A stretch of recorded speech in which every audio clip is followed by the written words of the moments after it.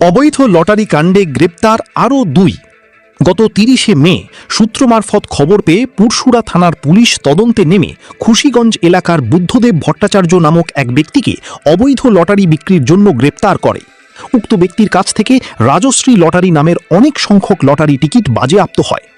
এই ঘটনার সূত্র ধরে রাত্রে ধনিয়াখালী থানার অন্তর্গত ১০খড়া ১ নম্বর গ্রাম পঞ্চায়েতের অধীন গঙ্গেশপুর এলাকা থেকে জাবেদ শাহ এবং বাপন মালিক নামের দুজন ব্যক্তিকে পুলিশ গ্রেপ্তার করে এবং তাদের কাছ থেকে অনেক সংখ্যক রাজশ্রী লটারি নামক লটারি টিকিট উদ্ধার হয়।